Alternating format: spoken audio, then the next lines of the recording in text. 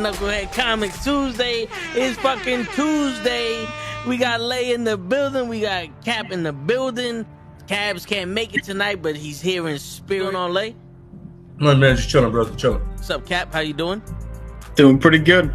Is that and the father goes shamefully? That's my son. And the other guy goes shamefully. Orion goes, that's my father. Choose fear and hate to run your life. Something you can't do. That was wrong with me from the beginning. I was doing it that way. I was gonna go down that path. I worried. You thought it was Grayson? Sorry, got hurt. It's like not him. Not him. Crack his brain for somebody, anybody that can help, and remembers. Freeze. The media. Randall Savage. Randall Savage. With his knowledge and all other shit and his capacity to learn. Absolutely. This is the only vegan I'll ever eat is grilled chicken wings, because that's like vegan to me. You know what I'm saying? Because the chicken wings are supposed to be fried, but you grill the chicken wings and you put it in some sauce and give it some blue cheese. Is vegan. That's vegan. Like regular moo cow fuck milk. Put it in some Honey Nut Cheerios. Vegan, because Honey Nut Cheerios is good for your heart. You know what I'm saying? Can I steal the question from Cabs? I got it right. I would also like to steal. I would also like to steal.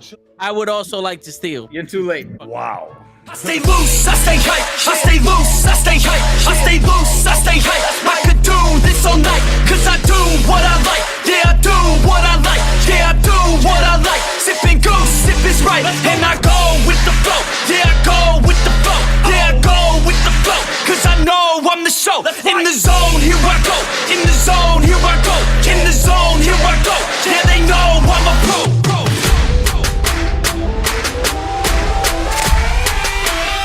Let's go, let's go!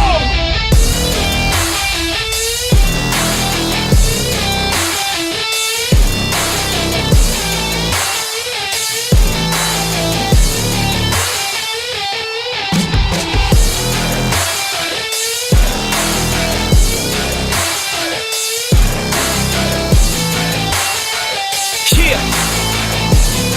Let's go! Here I go, I get lit, I get hyped for this shit. Right.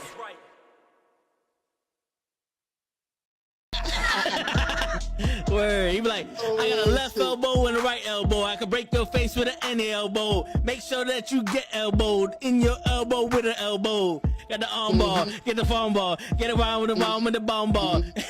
Daddy's gonna take you to Jersey Shore. What's going on, everybody? It's the Knucklehead Network. Welcome to a special Saturday edition. We got the one and only Sarah Webb from the UK to join us. And she just finished publishing and releasing and drawing and writing her first comic, and the issue's out now on Amazon. I'm gonna let you say the title, because but yes, it is here. She is finally here. We've been doing this for months, trying to get her on here. Finally got her on here. How you doing? Welcome Hi, to the show. everyone. Hello, thank you so much for having me. And the title is Knave of Hearts, so look out for it on Amazon. That's right. I was wondering if there was an accent with that knaves. I'm like, is it knaves? Hearts? Knives? It's from a nursery rhyme. The Knave of Hearts stole the tarts. I don't know if you guys have heard of it. No. It's like I think, is it Sing a Song? But I can't remember. But the line I remembered was the Knave of Hearts, he stole the tarts and took them clean away or something. And that's kind of where it comes from. And also because in a deck of cards, the jack can also be called a knave. Mm-hmm.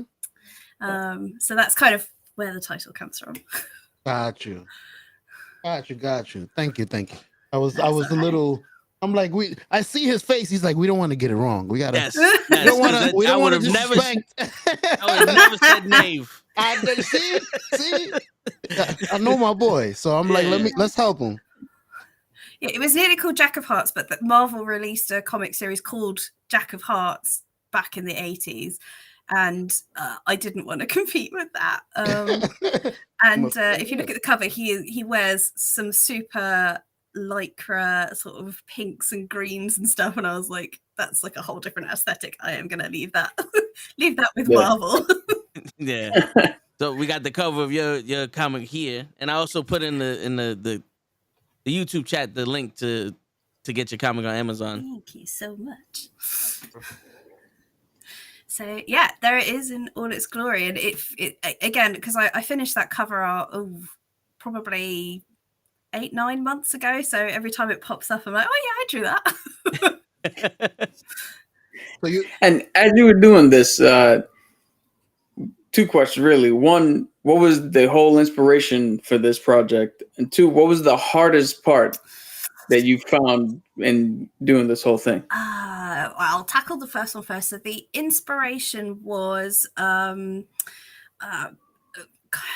I used to, before I had my daughter, I would do sort of little, just 1-page strips, usually with no text. It would always be just the art. So like, you know, a really simple sequence of, like, I think one was I used to draw a character called Little Gothic Mouse, and he would get himself into sticky situations.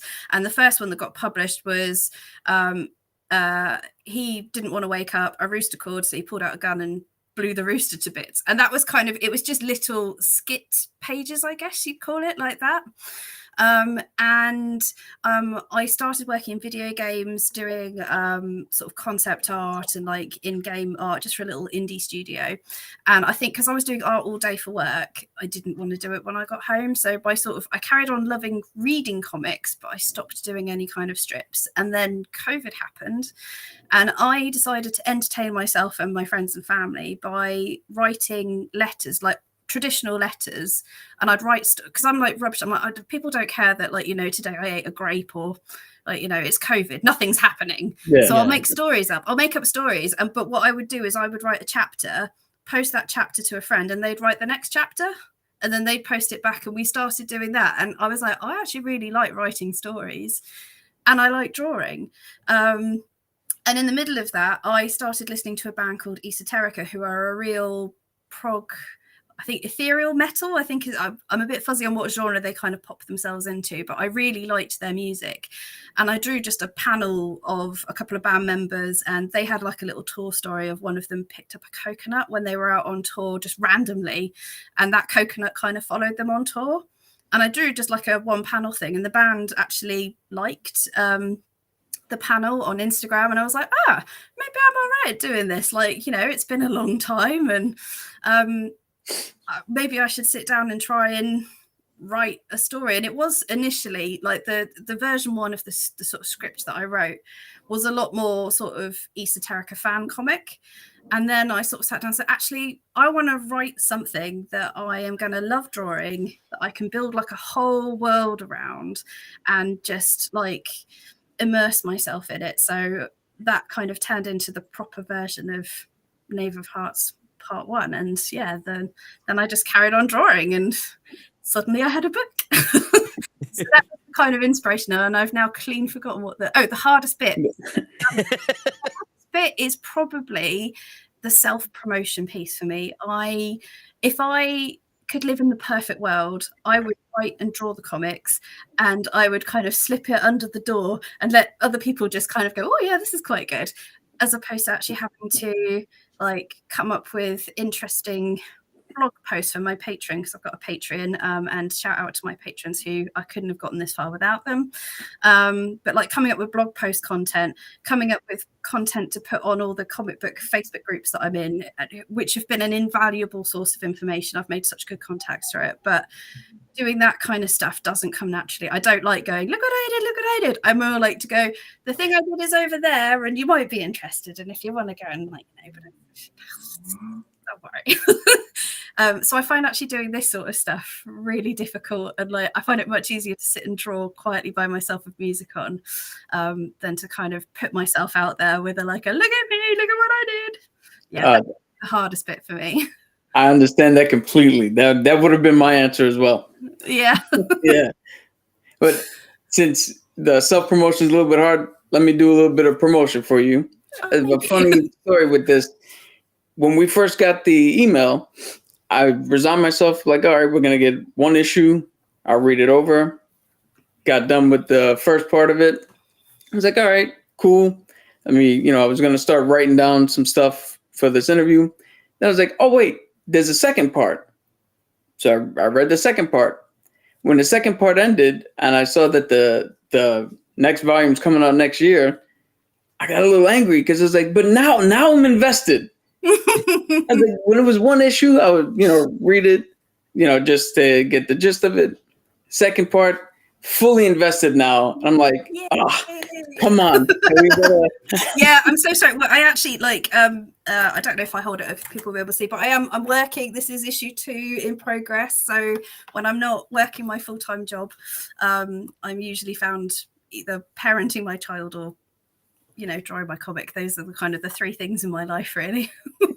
So I'm working on it. I will say that I think I learned a lot of lessons from issue 1, it being my first sort of proper comic that I've put out.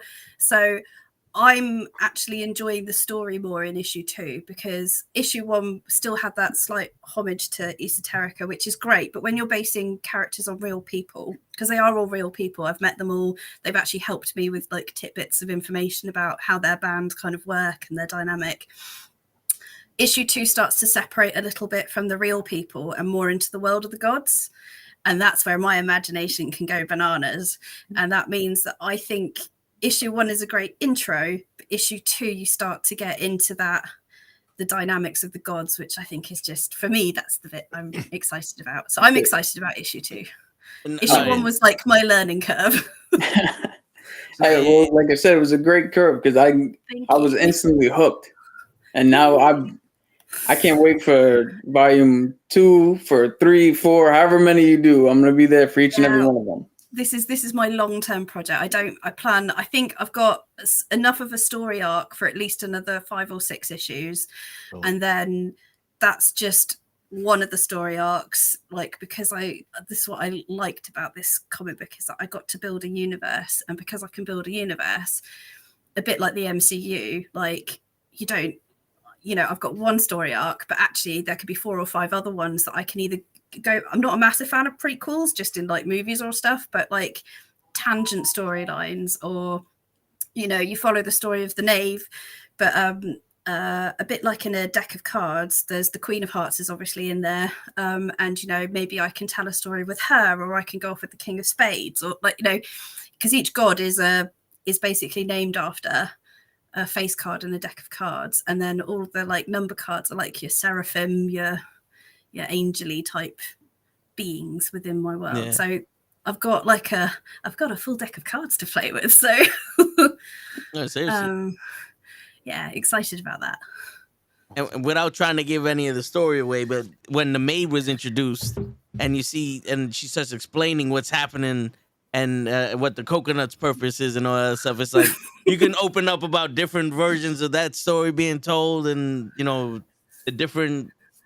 I don't want to give away the shit, but the different maids out there, if you will, Yeah, exactly. Like all the different housekeepers, and because the universe, I have set it in like a casino hotel, I don't know whether I'm giving too much away, but what the hey, but things like death, that's the doorman of the hotel. They let people in and out. Yeah. So I've got a story in my head about the doormen, who are essentially the Grim Reapers, and like some of the interaction that they've got with the god characters that I've built. And I've got all this stuff buzzing, and it's like the enemy to every artist, I think, is time. And I think that is my current enemy, is I just need time, preferably infinite time and no sleep ever again. And then I've got a chance of getting this all out of my head, before I'm too old to draw, because my fingers have all curled up. And do you find that when inspiration strikes, do you have to write it down immediately, or are you good with remembering it for later on? I'm usually pretty good, but I have to get it down at some point. So my house is full of notebooks. My poor husband, he puts up with a lot of rubbish, and my notebooks are one of them. And I'm a bit of a sucker for stationery. So quite often I've had a really good idea, but which notebook did I put it in? Or if it's a drawing, like if I've had a picture of a character in my head and I've drawn it down, oh God, which sketchbook was that in? Is quite a common problem for me. But the sort of meat and potatoes, the main element of the story, that tends to sit in my head, and it won't go until I finished the page. Like issue 1 went round and round and round my brain until the book was done. And then it was like, okay, oh thank God. But then it was like, but then we have all the new stuff for issue 2, and now that's what's going round and round in my brain, and I need to get it down so that it can go out there into the world. Was there ever stop? Yikes. No, After the probably second not. one, what's next?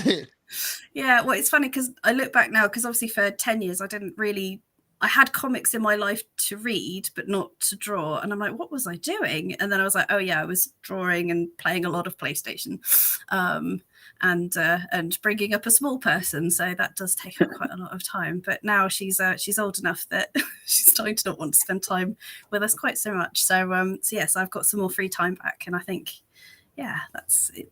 I've just about got the balance, I think. So when you're thinking of a story, is it like a complete story and then you break it into parts, or are you thinking about just this particular issue and then the next issue you think about it? Oh no, my brain is probably 3 or 4 issues ahead.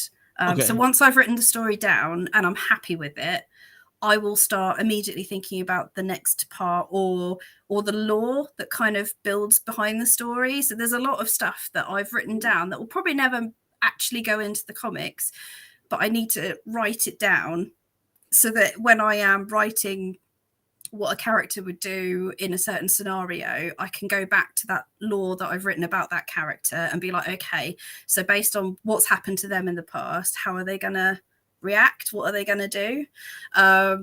And I find that quite helpful when I'm story building. But normally the sort of the bulk of the story, it just sort of spills out.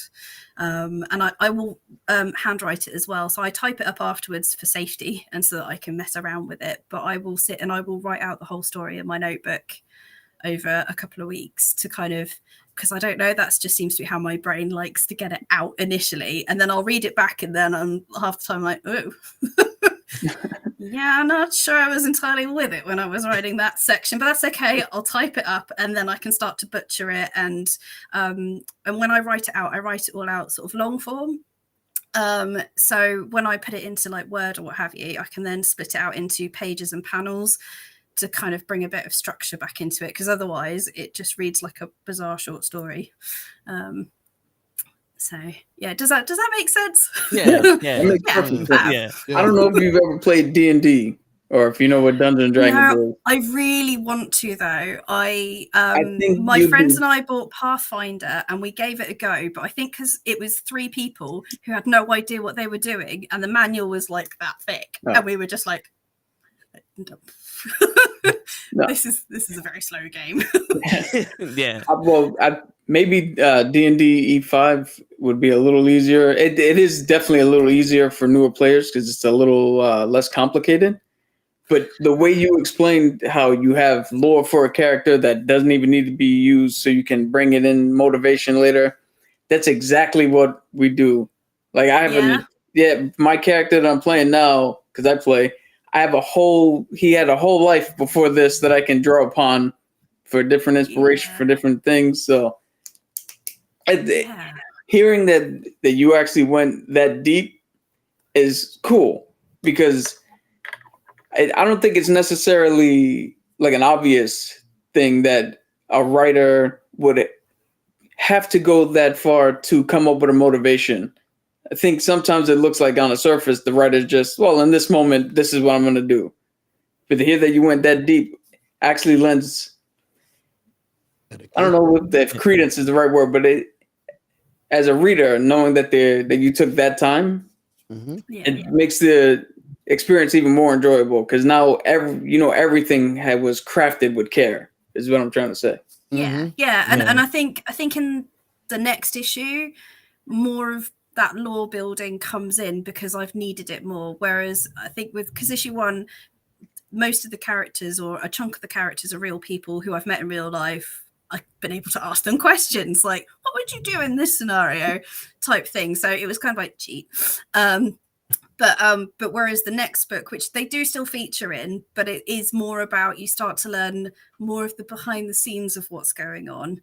And that's where I'm sort of falling back on. And it's not just kind of what would the character do, because each deck of each god is based on an ancient god.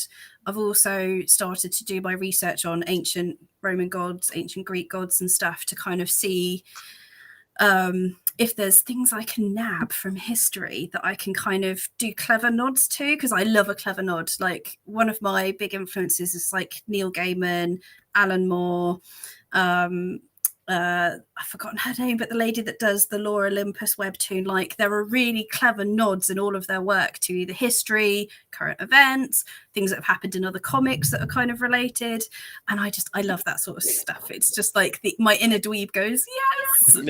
And I want people to start to feel that as my series expands, that there are clever nods to things where, like I'm not a scholar, but I know that the god Dionysus, who's the god of like wine and parties, I can see that this is probably Dionysus. Like I've not named that god Dionysus because there'll be like Knave of Hearts, Queen of Hearts, King of Hearts, Ace of Hearts type thing. But I can see that that's who that's personifying. Yeah, I think that's the word. So yeah, so I like dweebing out about all this sort of stuff. So and I hope to bring that dweebiness into my comics. I got a quick question for you about what you were saying. Do you authors, like I heard you say you write a lot of stuff that you don't use? Yes. Do you like build, like maybe put it to the side, the stuff that you don't use, and then maybe later on come back and maybe put it together to build another comic? Or yeah, I think I would. I mean, it's because this comic is so time intensive, because like a Looney Tunes, I'm the penciler, the inker, the colorer, the letterer, the author. And like I had so many problems getting the page sizes right for print. Like I don't want to talk about it. It was traumatic. I think because I'm one of these people where when I'm doing something 100%. So if I have ideas for other comics, they have to go in a notebook because I can't look at them right now until what I'm doing or what I'm focusing on is done. That is like a side quest. And if I do the side quest, the main quest is never going to get done. So I think where it's other comic ideas, yes, but and it's one of those where sometimes, like, because I'll be 100%, but if I get bored, I have to walk away and do something else. And normally it's the PlayStation, or I do archery. So I like going down the woods with my bow and arrow and shooting plastic animals because I find that therapeutic. I got a new bow the other week, and I am one of these sad people that names my bow. So my original bow was David Bowie, and my new bow is Mr. Bojangles. So Mr. Bojangles, and my husband shoots as well. We go down the local field archery, which is like this really pretty woods, and go and shoot plastic animals. Anyway, I can't remember how I got onto that. But yeah, so like I have to have other things to distract me, circling back. And so if they're written down, if I need a break away from this project, which has happened a couple of times, I need to go away and draw something completely different, unrelated. Otherwise, I become this like strange sort of hermit lady that only mumbles about like decks of cards, and people start to like go, I don't think I want to be your friend anymore. So I will go and work on something else. And again, it might be that sits in like a little folder somewhere and it doesn't see the light of day ever, but I'll have learned something from it. Or it might be, I can nick some of my own ideas from that and pull it into this. So I think there's never any harm in having lots of sort of splattergun projects all over the place and the many notebooks, unless you lose track of where you put the thing that you're looking for. I'm a bit of a bugger for that. I'm a bit of a bugger for many, like when I draw digitally, I'm one of these people, I don't label my layers. I don't know if any of you guys have ever drawn digitally. Yeah, but like 64 layers, and there's like layer 1, layer 2, layer 3, layer 4. And I'm like, oh God, I need to change that. And you have to go through and sort of turn off each layer in turns, like, where is it? And that I think describes my creative process quite well. It's like I start out with the best intentions of being really organized and stuff, and it just ends up scattered everywhere. I know how you feel. I'm the guy with layer 1, copy layer 1, 2, copy layer 1, 3. Exactly, just because you're like, what if I just create another quick layer here, then I can like diddle with that, and if I don't like it I can just delete it, and then I'm like, oh God, which layer was it on? But I use Clip Studio Art, which does allow you to put layers in folders, which you would have thought would help, but just means it's like, oh no, which folder is it in? And then which layer is it in? 2. Yeah, exactly. That's how I do most of the thumbnails. Like, all right, I gotta hide this, and then when you need it for the next one, it's like, shit, where is it? Because it just says image 862. I'm like, all right, now we're gonna have this every image. I probably have put out issue 2 by now if I'd been more organized with my layers, but sorry, gang. It's funny, the whole thing. When I was going to school for digital art, in class, every layer was well titled, it was organized, I had everything, all my homework projects there, and then the minute I was done, I was like, all right, never need that again. Yeah, when I worked in video games and I used to have to work in layers in Photoshop, I got such a rollicking for kind of being so disorganized that I did become quite anal about it. But yeah, as soon as I stopped working in video games, it was like, I'm free. Layer 1, layer 2, layer 3, layer 4, layer 5. Woo, layers! Yeah, because it's like we're not concerned with the layer names. We're trying to get the picture done, and then it bites us in the ass. You know, at the end. And I think as I've got more experience, so with the issue 1, I think every page probably had about 95 layers. With issue 2, I'm managing on about 4 layers a panel, which, like, you know, I think again it means my process is probably getting a little bit tidier the more experience I get. But yeah, it's still I don't think any other, if I was to send this to another artist to do some work on, I think there's a reason I need to work on this comic by myself. I was gonna ask, what is more difficult, writing the comic or drawing the comic? Drawing takes longer and more thought, because particularly if it's something I've not drawn before, like if it's a perspective I've not drawn before, or a particular type of costume, that's more labor intensive.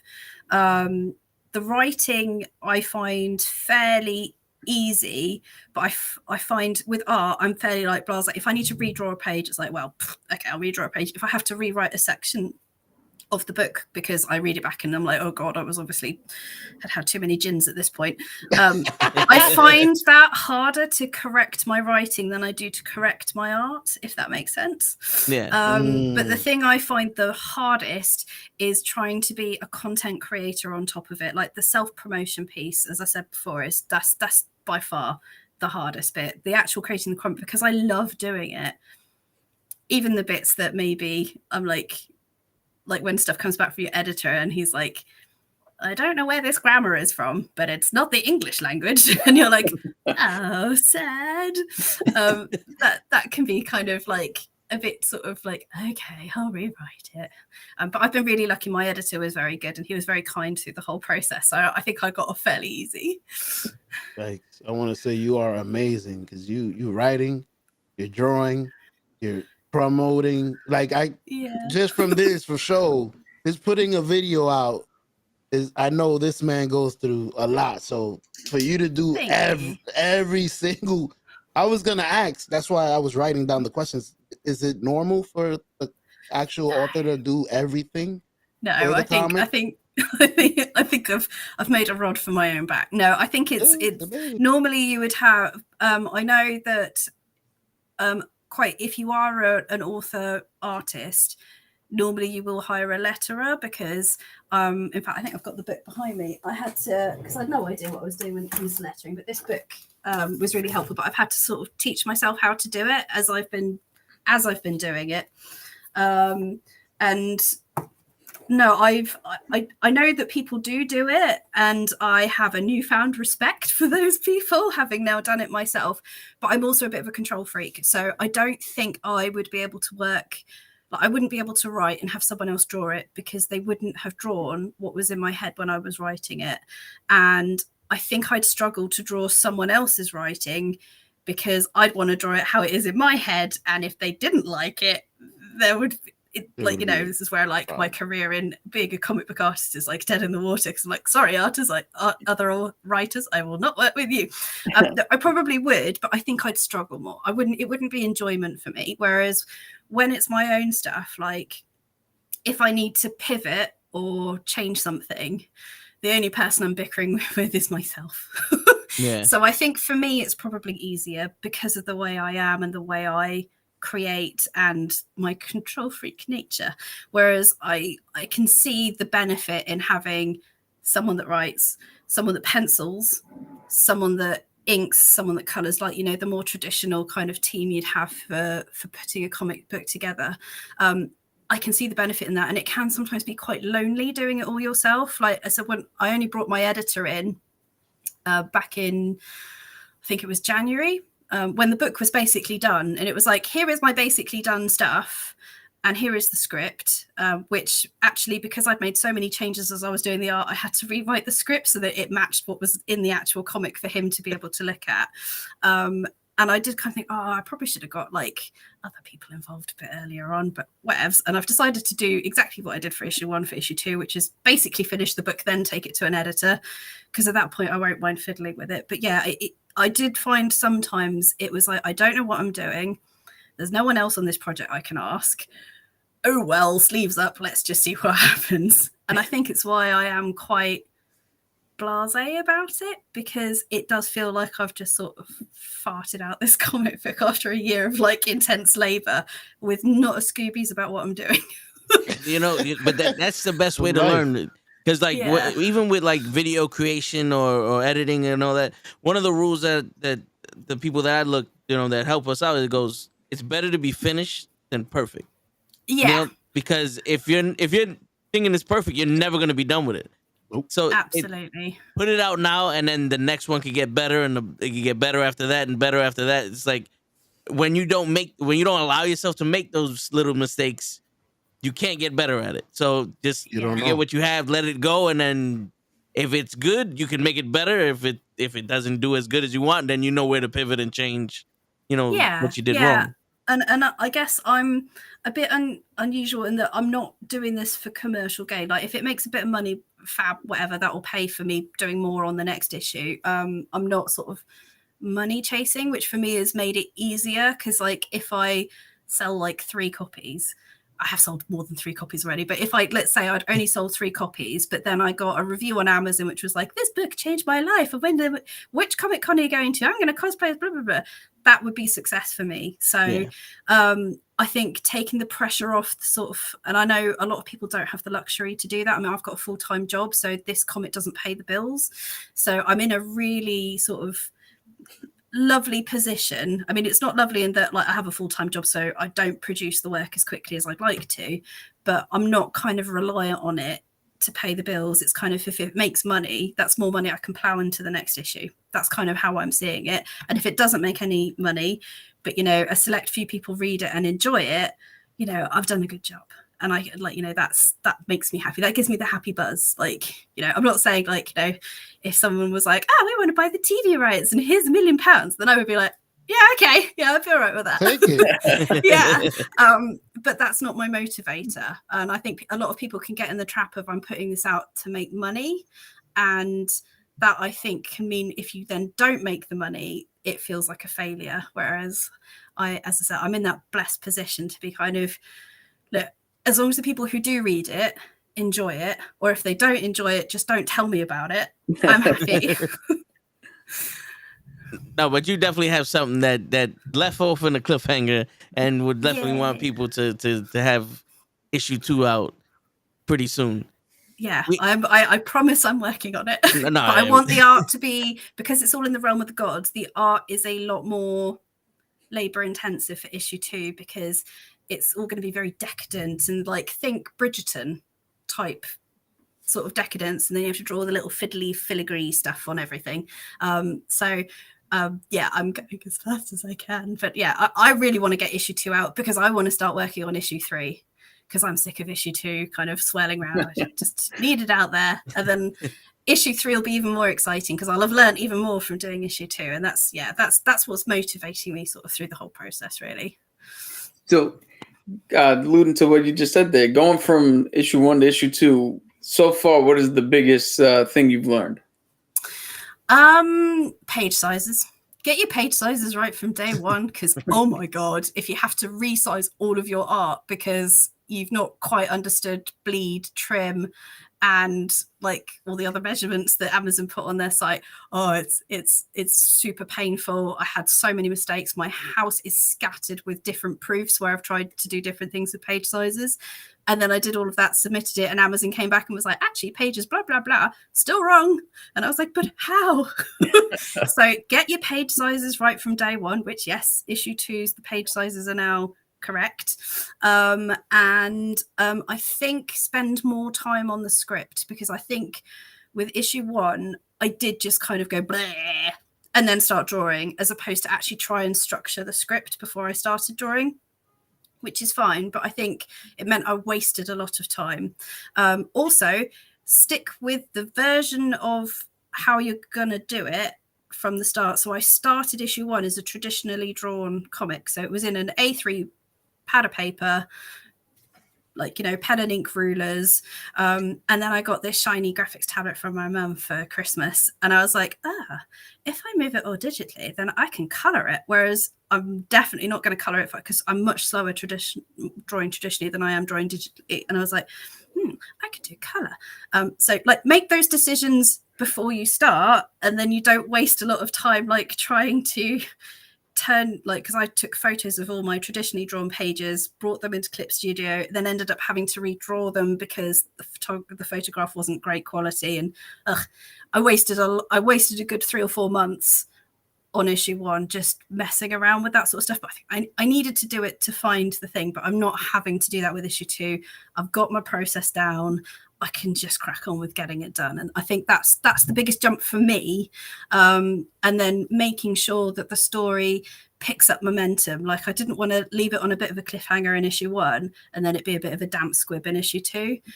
So I think learning to sort of write what I would find interesting to read is something that I've taken from issue 1. But I think if I hadn't done it the sort of crazy way I'd done it in issue 1, I wouldn't have learnt that for issue 2. All right. So, So, going back to issue 1 here, the hotel and the way it functions, yes. which is something I'd never thought of putting a structure like that before. Like that's pretty cool the way you did it. Where'd that come from? I think it kind of came from, obviously, deck of cards. One of the first things you'll think of is a casino. And I had this sort of picture in my head of, like, because I think the world is a very messy place generally, most of the time. Yeah. And I guess I'm like, look, that kind of mess only happens when you've got a project manager and a bunch of terrible subcontractors. So that's kind of how I see the gods, is they're all trying to manage something that is unmanageable. And then I was like, that's kind of like running a hotel. Like, you know, you'll have the different departments that are all trying to look after the guests, and the guests do really unexpected stuff, like trash a room, put a TV through the window, make horrible messes in the bathroom, you know, and basically the gods are trying to run around after them and keep it clean, but also try and put rules in to kind of stop guests from doing the crazy stuff. And it kind of started from there. And I think I like going to hotels and stuff just in general, because it's weird. It's a place that's not home, but you're supposed to feel safe to sleep in. And when you go to a hotel, there's always like doors you're not allowed to go in. And I'm one of these people, like, if I'm told I'm not allowed to go in, the first thing I want to do is I want to go in there. I want to go in there and I want to see what's going on. In fact, hubby and I were at a hotel earlier this week, and we'd had a few, and walking around the sort of corridors, and there were like things behind curtains that I was like, whoa. And I like that idea of kind of seeing behind the scenes. And I think hotels is just such an interesting place to kind of delve into, because there's so much that happens that we as guests, when we stay in a hotel, just don't see. The magic happens behind the curtain, very Wizard of Oz. Yeah, right. So I liked that premise, and I thought hotels, corridors, different rooms could be different worlds and different versions of the worlds. It means that my universe is almost infinite, so I have so much room to play. So that's kind of where I think it came from. That's cool. Hearing you say that, like, as I was reading it, and they brought up that each room is a different universe and a different world, I was thinking that is such a smart idea because you have now given yourself a playground, but the playground is well defined, and you could pull from anywhere, and it's not like, it doesn't seem like you're going to be just pulling things out of thin air. You Yeah, actually, exactly. like, the reader can figure out, okay, so this is where all this is coming from.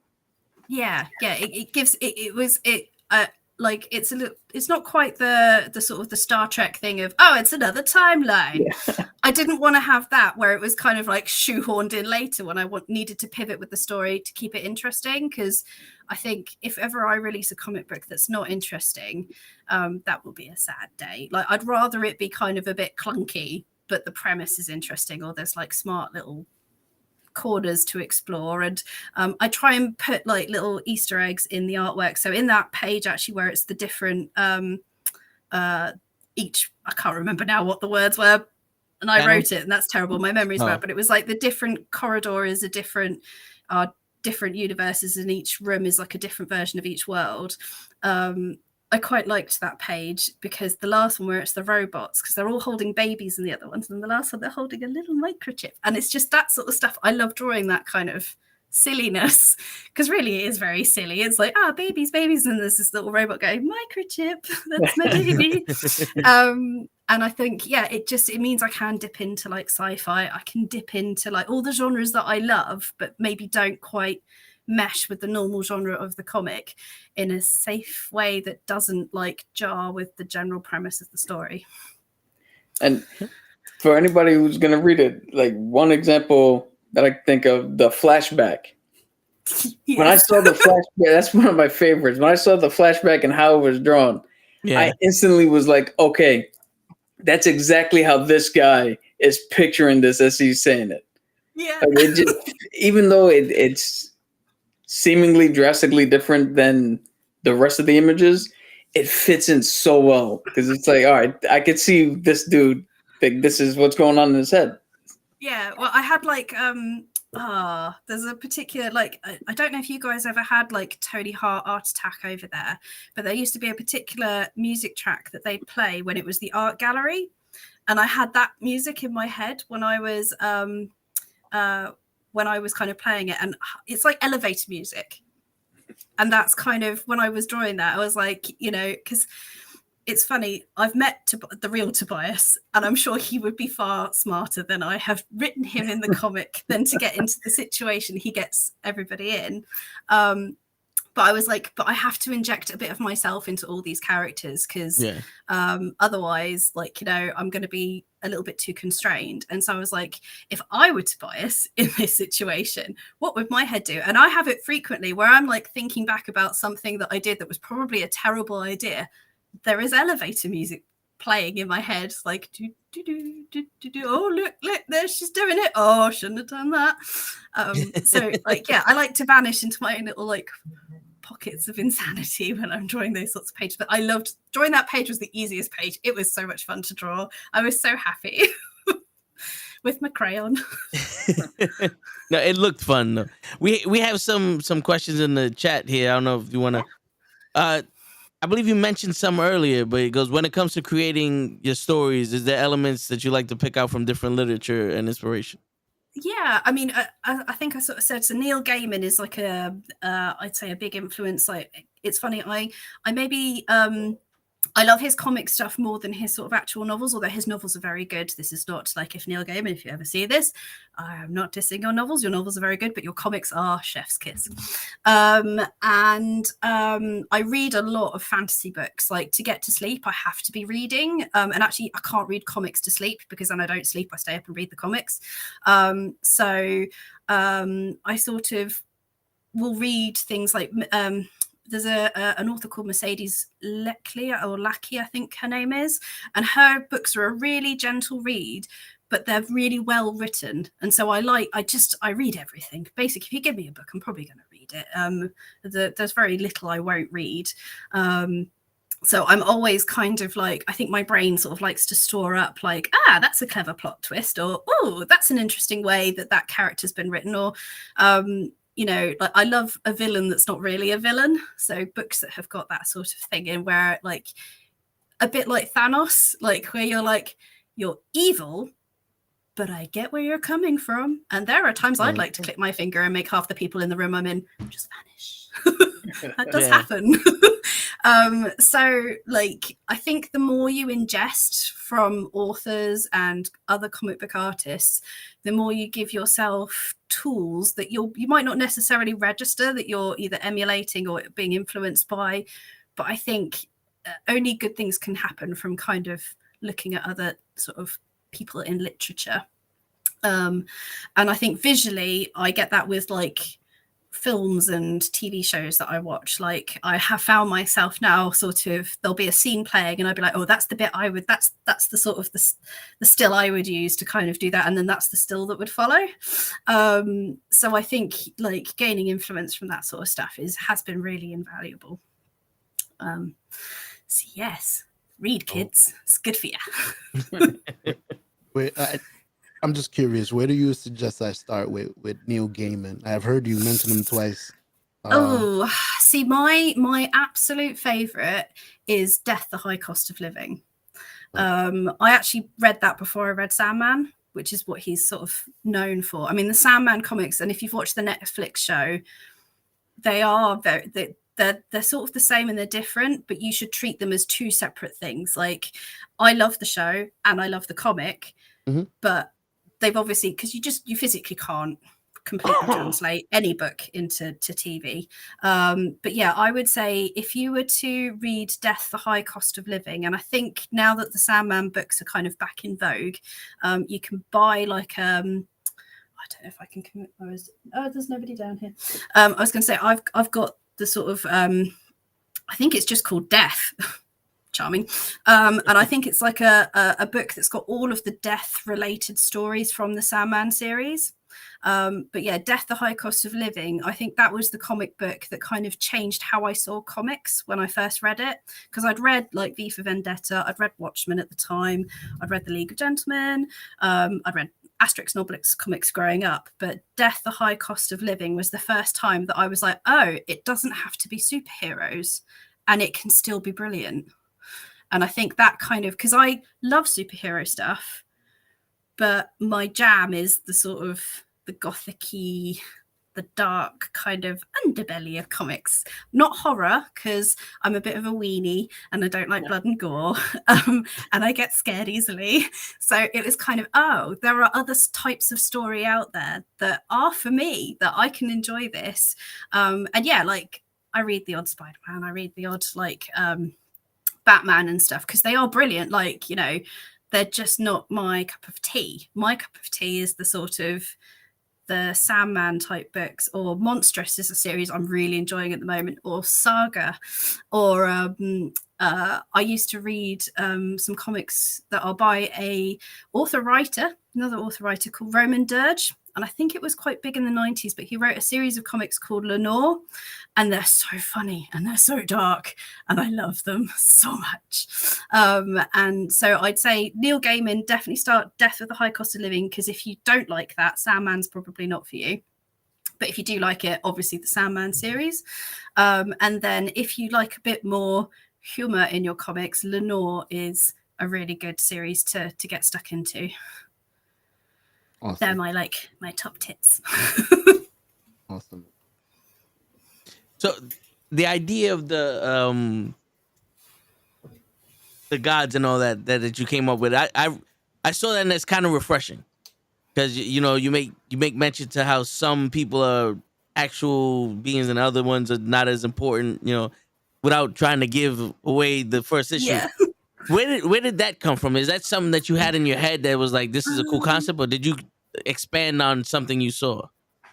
I think it's sort of particularly the like having the face cards as gods is kind of, that was like a flash moment. But basically when I was growing up, my family used to play cards a lot. So we'd normally play like whist, rummy, sevens, snap, any game you could play with a deck of cards. Basically that was like family holidays, a deck of cards went everywhere, and when everyone had enough, I usually hadn't had enough, and so I would be left alone with the deck of cards, and my choice was either play patience, or as a kid create stories out of the face cards. So like the Knave of Hearts was always the naughty one. That's why I've started with him. But like the Queen of Hearts would have like an epic love story, and she'd have fallen in love with like the King of Spades, but the King of Clubs was jealous. So he would like try and kill the King of Spades. And I'd sit there and I'd sort of tell myself stories about the cards as if they were characters. And so I think that kind of, I've never really, every time I play a game of cards and I like get one of the face cards, I'm like, haha, we meet again. And I think when I started writing and I was like, I want to incorporate that kind of childlike sort of recognition with a deck of cards, how can I incorporate that into the story? And then I was like, well, I want mythical beings, because I love drawing mythical beings, and I want a bit of steampunk in there because I like drawing Victoriana stuff. And then and again, I love Sandman. I've also been reading a webcomic called Lore Olympus, which is a retelling of the story of Persephone and Hades, and them falling in love, and her like going to the underworld and stuff, like from Greek god mythology. And I actually studied ancient history at school, so like ancient Greeks, ancient Romans, all that sort of stuff. I love that kind of, again, because I've always thought if there is gods and goddesses, there must be more than one, because the world is too much of a mess for it to be one dude that's got a plan.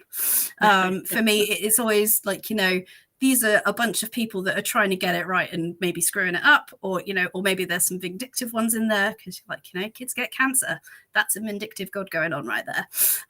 So it kind of played into a little bit of my own belief system, although I will caveat I am pagan, so I don't kind of sit in the kind of Christian religion-y type thing. So, but it was like, okay, so paganism basically means belief in like many gods, you don't have any structure, and you love nature. And I was like, and I want to kind of play with that a little bit. And no disrespect to anyone that does believe in God, like, whatever gets you through the mess that is life, you crack on. But I was just like, I want to have fun with that kind of belief system, and kind of the idea that deities are not infallible sits better with me. I think that they're probably all trying, but all pulling in different directions, and that's what's causing the mess. And then I'm not going to reveal too much about like the overall story arc, but like, they bicker. And in my comic, a lot of the mess is created because people can't agree. Gods can't agree with what should or shouldn't be happening. And I just, that sort of concept really sort of spoke to me. And thus the comic was born. Oh, yeah. Go ahead. Go. So I was gonna ask, what was the that moment that sparked everything, where you were just sitting down and going, that light bulb went off, and you started from there? I think it was definitely post-COVID. I think that the real light bulb of, oh crap, I think I have something that's actually worth putting out, I think was when I finished the cover art for issue 1, because I did the cover before I'd finished the issue. In fact, I think I'd only fully drawn about 6 pages of issue 1 when I drew the cover. And I think when I drew the cover, and it was the first piece of art I'd drawn, because I'm one of these people where if you will come around my house, there is none of my art on the walls. I can't bear to look at my own artwork, because I sit and I pick it to pieces. And it was the first time I'd drawn something where I was like, I don't want to pick at it. Yeah, okay, that's a lie. These days I do want to pick at it. But when I first drew it, I was like, on second it, I was like, actually, that's pretty, I would probably read that comic. I would probably just and I know like you shouldn't judge a book by its cover, but that's a nice cover that I've drawn. I'm quite pleased with that cover. No, it is. And like it was the first time I'd sort of managed to draw a head tilted back properly, and I'd never drawn a throne before, and I got to kind of like, I had to use like lots of references and stuff just so it didn't look just like garbage. And actually that's probably the 4th iteration of the cover that I ended up with. I'd drawn like a couple of other versions, and there was one that nearly made the cut, and then I started drawing this and I was like, this is a much stronger composition. And just I think when that cover art was done, I was like, do you know what, this is probably a real comic. This probably isn't just me prattling around. I probably could release this and at least like 3 people will read it, just based on the cover alone.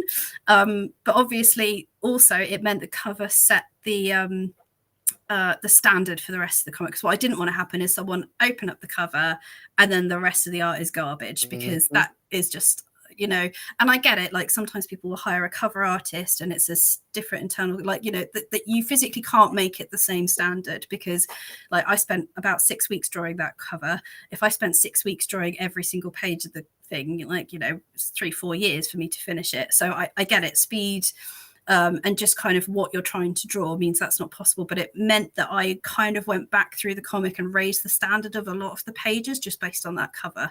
And I think that was the sort of, I could do this properly, you know, let's do it. Let's give it a go. What's the worst that could happen? And yeah, that was a nice moment. Yeah. And obviously like my family were like, yeah, that looks pretty good, which in my family speak is like, nice. Yeah. And even my daughter, who is like not my strongest critic, but she was like, that's really good, Mummy. I was like, yeah, the preteen says it's good. Amazing. The Queen of Knives is beautiful. Any where did you get your inspiration? It's perfect. I think it was, have you watched the TV show Arcane? Yes. So it's one that's, if you haven't, and if you've got Netflix, it's one of my all-time favorite TV shows now, because it is beautifully animated and the story is amazing and the characters are amazing. But anyway, there is a character in that TV show who is this very strong woman who, like, you know, you get to see a bit of her backstory and why she is the way she is. But like, I just loved her character. I just thought that she was this powerful woman who was slightly flawed for various, like, you know, she comes across as power hungry, but actually there's a really good reason behind it. And that's kind of, I wanted my Queen of Hearts, who is Aphrodite. That's kind of her deity name, if you like, but she's known as the Queen of Hearts. And I really, I just thought, like, what a powerful figure. And I really wanted, like, I want my gods to be diverse. I don't want it to just be a bunch of white people motoring through. So I wanted to make sure that, like, I included, like, because these are supposed to be gods that represent everybody. So I kind of wanted to make sure that there was, like, you know, someone that, you know, there's a little girl out there that wants someone to represent her. And I'm like, how cool would it be is if her representation could be this super powerful Aphrodite who's like the most, she's like, you know, the epitome of beauty and strength. Yeah. So that's what I wanted to channel. And I think with the cover, I was successful. And she appears a lot more in issue 2. And I want to make sure I kind of do her the honor, like, you know, make sure that I've drawn her to that quality so that, like, you know, she always looks like the most elegant, beautiful, and sort of strong woman in the room. Like, that's kind of what I want to channel with her. Yeah, but you definitely achieved that with that cover. Thank you. Yeah, she is. Woo. Thank you. Outfit and all, little bows. You know, I'm just all nice. Don't worry. I ain't gonna do but with the suit of armor, like, she will kick your ass. Yeah, I ain't gonna do nothing. Twirl her hair. I ain't gonna do nothing. And then pow, right in the kiss. Word. Exactly.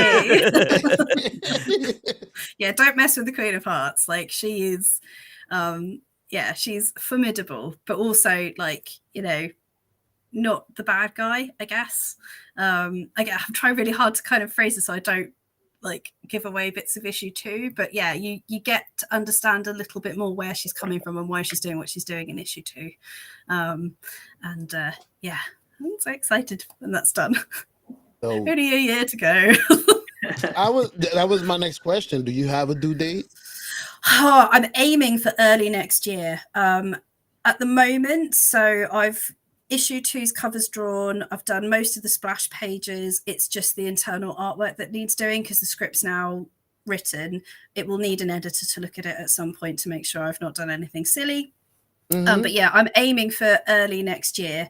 But I do have a few health problems and I might have to have a little bit of surgery. And if that happens, it might delay it further. So I'm trying not to pin myself to a date because health comes first.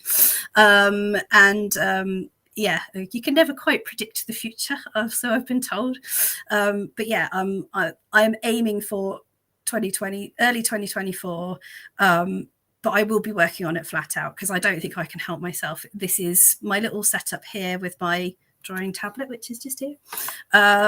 This is my happy place. This is kind of, if I've had a bad day at work, this is where I come to kind of escape from the world and just delve into my comic and shout a lot when I can't draw a curtain like going a certain way, or I haven't quite got the perspective right. I've had a few of those where I've finished what I think I finished the page and I look at it and go, that is a wonky looking room. But I kind of like getting lost. It's like a jigsaw puzzle. So it early 2024. In hindsight, I probably should have waited to release issue 1 until I was a bit closer to the end. But I also thought, it's done. Get it out there. Yeah, What's like the you worst said. that could happen? I'm you not said. tied to a publisher. I can put stuff out when I need to. As I have a Patreon where people can follow the journey. I don't know what it equates to in dollars, but it's like the minimum tier is £1 a month, and that gives you access to all the behind the scenes. And I try and post weekly with kind of, this is the page I'm working on. This is the garbage that it looks like when I start. And then the next week it's like, it looks a little bit less like garbage. And then the week after that, you can start to actually tell that that's a person that you've drawn. And then the week after that, okay, that's looking more like the internal art we're used to. So you can kind of follow my process through that.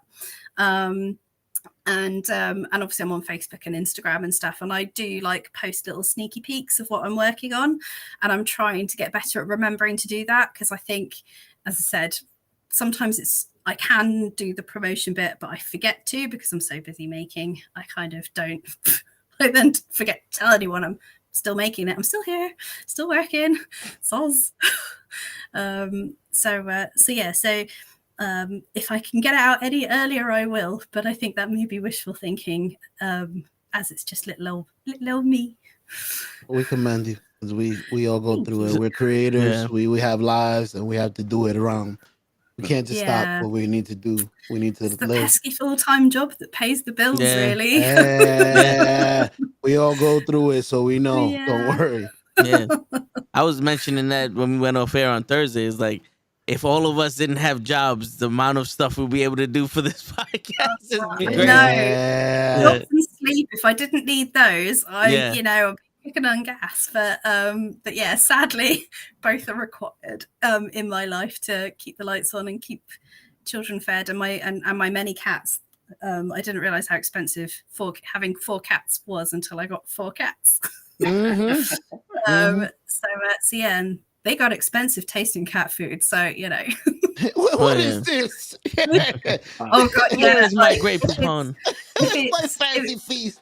If it's not the fancy stuff, they just they bring me dead things until I provide the fancy stuff. So, and sometimes it's not dead, because we live in the countryside here in England, and they've brought me. We've had rabbits, live rabbits. I've been chasing a live wild rabbit around my living room before. Partridge. Oh my god. They I was on a conference call at work, and one of them let a partridge out on my laptop. Oh my god, that was horrible. Oh no! Bats, frogs, all of it. So if you feed them well, they don't tend to hunt as much. So we're like, expensive cat food, but that means we don't have to deal with wild animals in the middle of the night running around our house. So Right. I will pay that. Hey, gladly. Yeah. And hey, it sounds like you have the world's greatest hunters. Yeah, right. Yeah, I swear they hunt as a pack. She Which, doesn't if feed you've us the ever stuff. if you've ever owned a cat, the thought of any of them doing anything together is hilarious, because herding cats would be an issue. And we have a cat now, but our original cat, when we used to live in our house, their neighbor dug up his basement, hit a rat nest, sent mice everywhere. Yeah. I thought my cat was crazy, because she used to, you'd wake up, find a little mouse, but it'd be completely gutted. It's just the skin. It's like, what did you do to this thing? Great poupon. Nothing my fattest cat was a cat called Kupo, because again I'm a Final Fantasy fan. Great name. He likes to bring whatever mouse he's fat, and he's too fat to hunt. So this is a mouse. But he will drag his little fat bottom up the stairs, dragging what is probably a mouse that one of the other cats brought in. And he will sit and he'll eat it next to my bed, and you can hear it's like, what? And then all he'll leave is what we call the mouse pips, which is probably, I think the liver is poisonous to cats. So cats will always spit the liver out. And it's just this little pip that's left next to the bed. And sometimes you get up to pee in the middle of the night and you step in something and you're like, oh my God. Great poupon. Oh no. You should have got me the Have I just stood on a tiny liver? Yeah. I left that for you. You should have got me the fancy feast like I told you. Yeah, you kind of look at him and go, I know it's a gift, but you really shouldn't have. But I love them. They are my fur babies. But yeah, if I could change one thing, it would be just to make it so that they were really, really crap hunters, or that Kupo was really crap at stealing stuff from the other cats. Because bless him, he's a chonk. He's smart. I ain't moving. What you got over there? Oh, that's nice. Let me see. Yeah. Well, I've been told that I shouldn't really fat shame the cat, but I don't think he cares. Yeah, I don't think they know English that well. No. No. Although sometimes he does give me like the, are you talking about how round I am again? I'm not pleased with this. This is not the service I've come to expect. Wait until one of them. Right, I'm bringing it straight to you. Yeah. And so I have a dreaded question for the first issue here. Do you have a favorite panel, or is it like being a parent where you can't just pick one? See, every time someone asks me this, the answer is yes, but it changes frequently depending on what I've drawn recently. So there is a page, and actually let me see if I can pull it up on my thing, and I'll hold the little thing up. But there's one page in particular. It started out as the page I hated the most in the comic. And after my editor had gone through the script and I kind of reread the script again, I redrew the whole page and it became my favorite page in the comic. So, and you know, I love it when a page kind of rotates, but I don't know if you'll be able to see, but it's this one. Yeah. He's gonna zoom. Perfect. Yeah. Oh, I have. Hold on. You might have that one. I think that's one of the ones I comment. sent over. Yes, it's why. And yeah, like when I first drew it, a lot of the panels, like I think it only had it had 3 panels on it, and it was quite a blah page, and I didn't like some of the angles I'd used, but adding the eye sort of panel in the top, the sort of the actual contemplation panel, I guess you'd call it. It's the first time I felt sort of in command of kind of the pacing of her speech, whereas before it had been like she, like, you know, in fact it was just one giant speech bubble that had all the text like in the sort of the top couple of panels, and for me it didn't flow properly. It didn't kind of represent what would actually be happening if you were having that conversation with her. So I think at the moment this is my favorite page, but I think if you'd asked me a couple of weeks ago, it probably would have been, I really enjoyed drawing that. So there's a monster attack. Oh, hello, cat. Thank you. This isn't the fat one. This is Where's the dumb my one. fancy food? Oh, he's sopping wet. Oh, I have a treat for oh, you. Nukkle, what are you doing? If you don't feed me now, I'm bringing a snake in here. Yeah, well, he just likes to stick his little bum in the face. I mean, I know it's a sign of affection in cats, but That is enough. Oh. He is in command. I'm just going to try and ignore him. But yeah, I'm trying. I think the monster attack page was really good fun to draw. Dude, you're stepping on all the keys. Was really good fun to draw. And I hadn't drawn a monster before. I know it sounds like really silly, but all the artwork I'd ever done before was usually sort of, hang on, Bucker. Google. So he's just like, do not save that page. Well, no, he just, so the one I just held up, he just like click delete and delete the whole layer. No kitty. Oh, stupid cat. Anyway, but yeah, I think the monster, the sort of the skull page, as I call it, that was really good fun to draw because I'd not drawn anything like it before. Because as I said, I am a bit of a weenie and I like to kind of have rainbows and unicorns all around me. And it was like, actually, I need to draw something that isn't So cute. cute. There Yeah, you go. I need to knew draw it. something with a bit of teeth to it. So I googled a lot of pictures of skulls, and then I was like, well, I'd want it to have like big fangs and stuff. So so that was like a page I really enjoyed drawing. And I think there's one. I love drawing people and I love drawing like things, but I'm not a massive background person. Like if you want me to paint a landscape, I'll probably look at you with a very dead facial expression and be like, do I have to? That's sad. So I think there was a one where Tobias is walking out of the venue and it is like he's in it. There is a figure in it, but he's tiny. Most of the picture is actually more, I think of it as like an architecture type drawing where it's more about the building, which was an important one to kind of so you could picture where they were performing. But I actually ended up really liking that page once I'd finished drawing it. It was kind of whilst I was doing it, it was like, oh my God, if I have to draw another roof tile, I'm going to blow my brains out. But actually, the end result was actually I really like, you know, I am picturing that place because I've drawn that, and that was quite a nice feeling. But I still think the one that you've picked out, I think that is my favorite because I went back and drew that once the comic was finished, and it felt like I actually knew what I was doing to some degree. And that was a pretty awesome feeling. It was them getting better moment. Right. Yeah, definitely. When you're drawing to make that conversation, how do you like? Are there rules to set the panels for the flow, or you just? I'm sure there probably are, but I don't know what they are. And I don't care.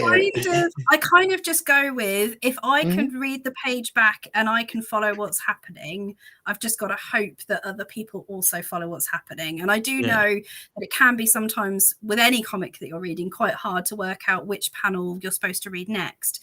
So when I do that, I kind of read it the way I would read it naturally. And that seems all right. And it kind of flows. And like, it's things like if someone's having to pause to think in a sentence, do I capture that pause, or actually is that pause important? Can I just kind of have them continuing to rattle on? Because people do naturally pause when they're talking to breathe.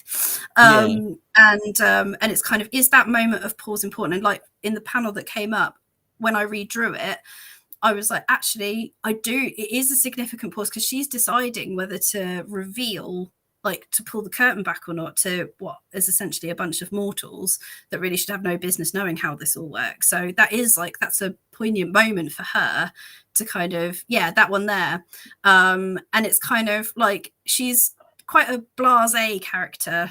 I mean, if anything, she's probably the character in it that has my voice, like my pure voice. Like I've not tried to sort of channel anybody else.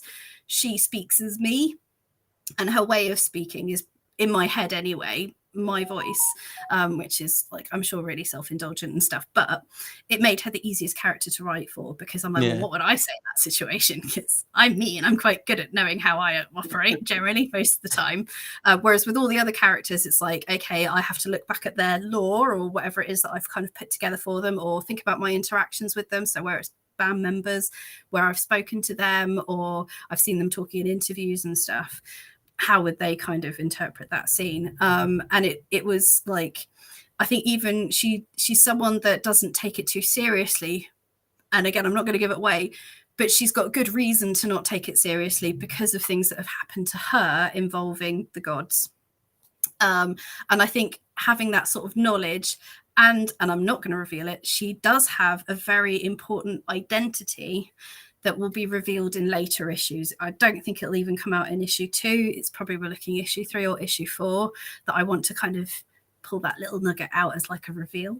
And it's cool because I can put nods to that information that I know. It's like, I know, nobody else knows. And I can kind of dip that in. I can kind of start to feed that in through her dialogue and the way she reacts to certain situations. And that was the first time I felt like I could do that. And I had some of, and again, I'm not an expert by any means, but it was like, I've learned that as I've gone through this journey of really kind of putting that amount of thought into what somebody is doing and what's also going to look good on the page. Because out of all the pages, I find that one quite fun to look at. Sometimes you can't get away with, sometimes you have to have a blah page, because if they're all like, you sort of almost get fatigue, I think, or at least I do when I'm reading comics. Like I've read a lot of indie comics where it's really good, but the pages are almost so busy, you kind of have to pick it up. You sort of look at a couple of pages and have a little rest and then go back again, because it's so hard to follow what's going on with the story because there's so much going on the page. And I was like, I need to accept that some of my pages, they're not going to be blah. It's like the filler episodes in a TV show. You need them to tell the story, and I need to let go of the fact that they all have to be like these pizzazz pages. And I think making my peace with that as well sort of means that I can have favorite pages as opposed to being like, oh, they're all brilliant, or oh, they're all crap. So yeah, I'm sure I've gone off on a tangent there because I do get overexcited when I talk about my comics. You had the stage, you had the mic, you are our guest. I do feel like I'm like hogging it. You're answering future questions that we have, so it's just like, go ahead. We're here with you. I'm getting questions as you talk. Don't worry about it. Continue to talk. I might answer. All right. You can tell me to be like, Sarah, just pause for air. No, but we're getting a lot more information, because when you described how you would do the characters, it's like you made the lore for each character, and you can definitely see each character has its own personality. Instead of trying to, like what Cap said earlier, trying to create a character and be like, well, this one's gonna do this time, and that one's gonna do this one. It's like, all right, no, we know the character. You know the characters inside out. So it's like, in this situation, character A has to do this because that's who he is, and then this one has to react that way. So it's dope to see that. Well, I don't know. Oh, sorry, you carry on. No, go ahead.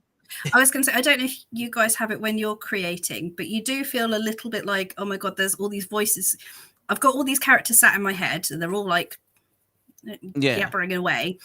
And when you're writing, it's more, what crazy situation can I put these characters into, as opposed to what would this character do? For me, it's more what's going to happen and how the characters react. And this is going to make me sound like unhinged, but it's like, come on then, Knave, what would you do in this situation? It's kind of what's going on in my head. Is like, I've decided what's going to happen, but it's only when I start to really get into the drawing and the nitty gritty that it kind of, the characters almost tell me what they want, what they would do in that situation. That sounds really weird, but that's how when I'm writing, that's how I think about it. Is I'm going to write or when I'm plotting out a thing, it's like, I just bullet point, this is what's going to happen.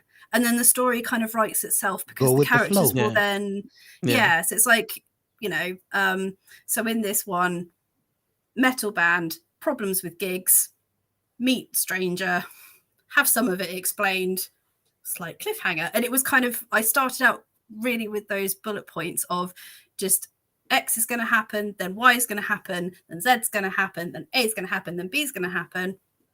And I know that these characters are all inside out. So if I plop them into this situation with a sword or whatever, what are they going to do? What are they going to do when those situations happen? And that makes writing easy for me. I know that everyone has their own style of writing, and I don't think there is like a definitive way that anyone writes or creates, because I think everybody has different experiences, different skill sets, all that sort of stuff. But that's kind of what works for me. Is I'm going to write what's going to happen, and then the characters are going to tell me what they're going to do, and that's what's going to build the rest of the story for me. And it's like, it's great because it's lazy. I don't have to think. My characters are going to do all that for me. I'm just going to like the touch paper.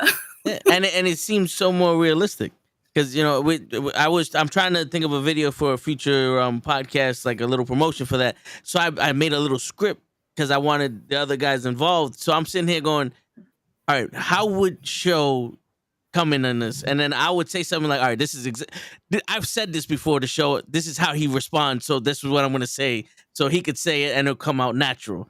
You know what I'm saying? So like, it's like you're writing for other people. Like, all right, so how does this guy do it? And it seems better, because then when you actually have other people read it, it's like, okay, I know that show would say this.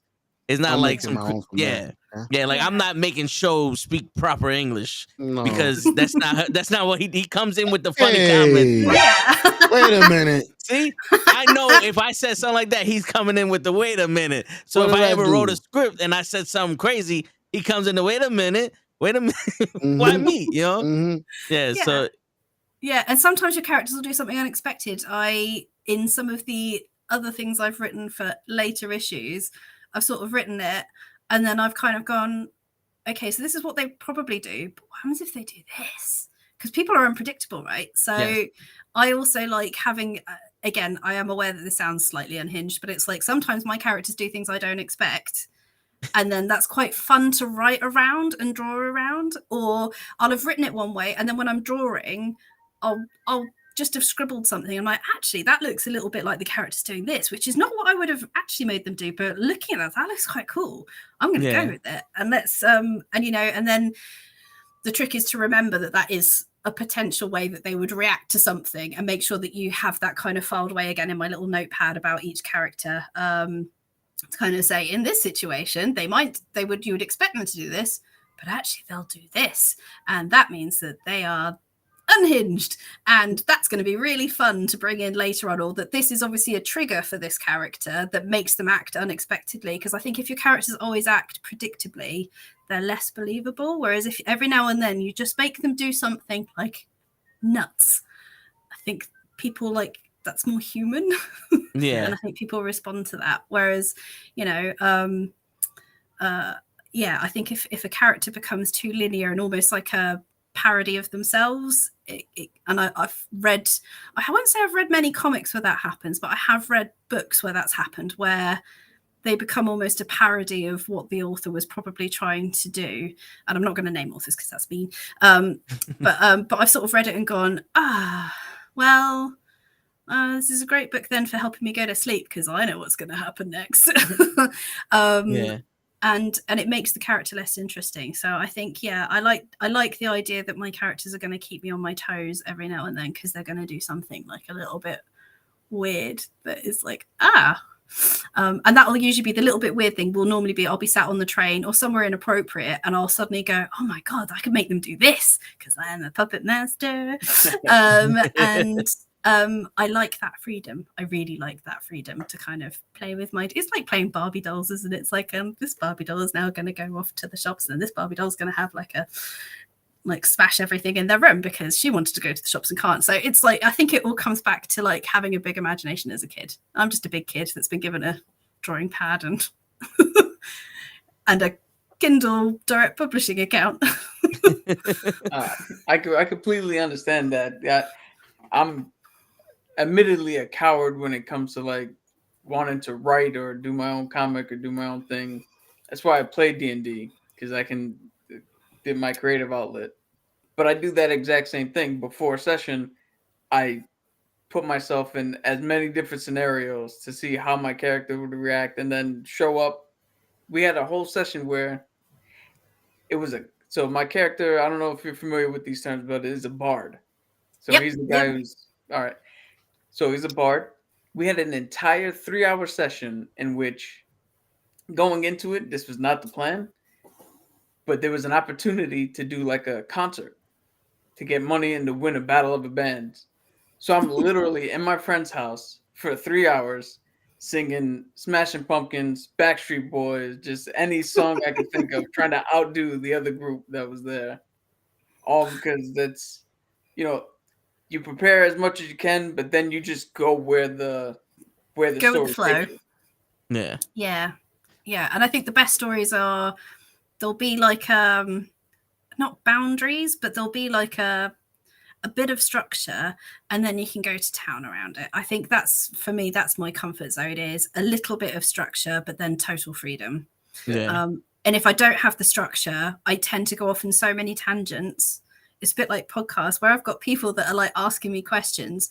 It's great, because I tried twitching at one point, and it was lovely. I was really unproductive. I didn't get much artwork done, and I would just go off on tangents and forget what I was saying. Whereas in this, like, you guys have been really lovely, and it makes it much easier because you're my structure. You're the ones that are kind of going, okay, she's obviously like gone off down this rabbit hole, and we need to bring her back here. So here's a question. Oh, she's back in the room. Well done. And I think I work well with that. A little bit of structure, and then just run with it. Well, we're used to that because we go on tangents all the time. Oh, good. we were previewing the Guardians of the Galaxy on Tuesday, and then me and Cap got into an argument for like an hour and a half, and then it was like, all right, let's get back to where we were going. We'll veer off course real quick and go, guys, we're going the opposite direction. Can we get back to where we was going? It's like, all right, and then we slide, and then curve and then go right back into another tangent. So yeah, we're used to that. You're used to that. That's good. That's good. Yeah. Well, welcome to my brain. Well, I mean, you've been a lovely guest for us. Most people will ask a question and they'll do the it was hard. Oh.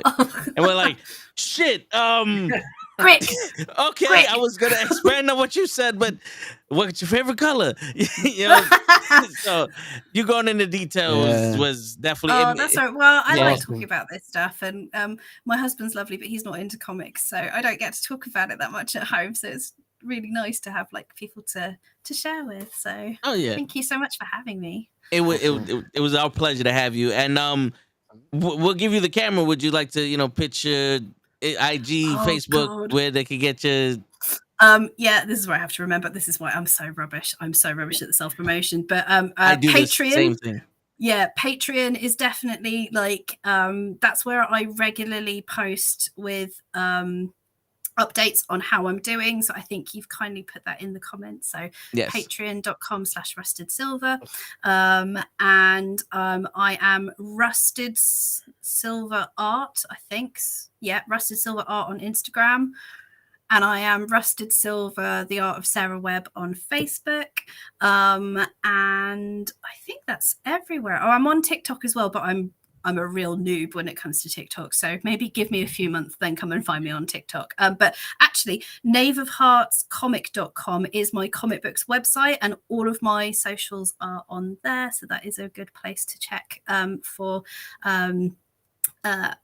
everything to do with my comic, including links to all my socials, because I'm aware I have given not enough information for anyone to find me. And I'm trying to think what else. I'm on Amazon. Go to Amazon and buy my comic, pretty please. Or if you've got Kindle Unlimited, it is free on Kindle Unlimited, because I just want people to be able to read this thing. So yeah, go find there, and then you can read it for free if you're a Kindle Unlimited person. And yeah, thank you for having me so much. It's been so much fun. You're awesome. You're awesome. Thank you. I learned so much.